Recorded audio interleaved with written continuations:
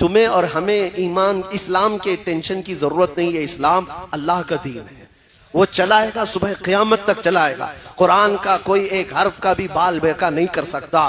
फिक्र करो तो हमारे और आपके ईमान की करो। इस्लाम का कुछ नहीं होना है। कीड़ों के बैठ करके फैसला करने से बारिश थोड़ी ना आती है। कहीं बैठ करके कोई मीटिंग कर ले तो हो जाएगा। और ऐसे तो सुना है कि रोज बंदर दरख्त पे बैठ करके फैसला करते हैं, रात भर मीटिंग करते हैं कि कल पूरा हिंदुस्तान फतह करना है। और सुबह होने के बाद पेट में इतनी भूख लगी रहती है, दन दन नाचते हुए चले जाते हैं।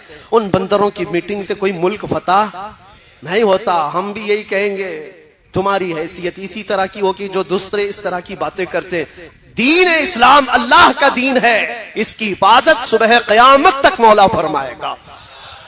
लेकिन फिक्र करो तो अपने और आपके ईमान की, जो दिल के अंदर मौजूद है, ये कहीं रुखसत ना हो जाए। इसी को आला हजरत ने अपने शेर में बताया था, आंख से काजल साफ चुरा ले, यहाँ वो चोर बला के हैं, तेरी गठरी ताकी है और तूने नींद निकाली है। सुना जंगल रात अंधेरी छाई बदली काली है, सोने वालों जागते रहियो चोरों की रखवाली है। आप इस बात को याद रखो, चोरों की रखवाली है। तुम्हारे आंख से काजल चुरा लिया जाएगा। आंख का काजल क्या है? हुजूर की मोहब्बत, हुजूर का इश्क, ये तुम्हारे आंखों का काजल है। ये चुरा लिया जाए तो फिर तुम्हारा कुछ भी नहीं है, तुम्हारा कुछ नहीं है। तुम्हारी जो कुछ भी पहचान है वो तुम्हारे ईमान से।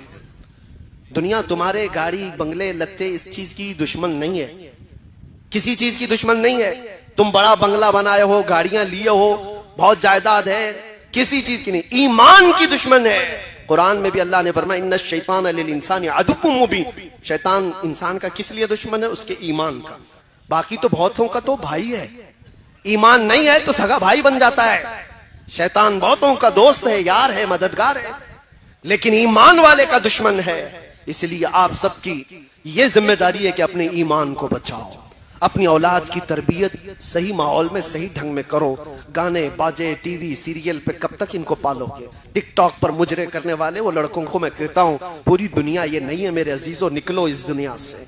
तुम इसके लिए नहीं आए हो। कुरान में अल्लाह ने तुम्हें खैर उम्मत फरमाया है, तुम सबसे बेहतरीन उम्मत हो। तुम्हें अल्लाह ताला ने इतना बड़ा लक़ब दिया है और तुम कहां कौन सी जिंदगी में बसे हुए हो? निकलो। अल्लाह तबारक व तआला तुम्हारे सर को इतना महफूज रखा कि रिज़्क़ के सामने भी झुकने नहीं दिया, किसी के सामने झुकने नहीं दिया। तुम्हारी पेशानियों को अल्लाह ने महफूज रखा, सिर्फ रब्बुल आलमीन की बारगाह में झुकती है, उसको देखा नहीं फिर भी झुकती है। इसलिए इस ईमान की हिफाजत करो।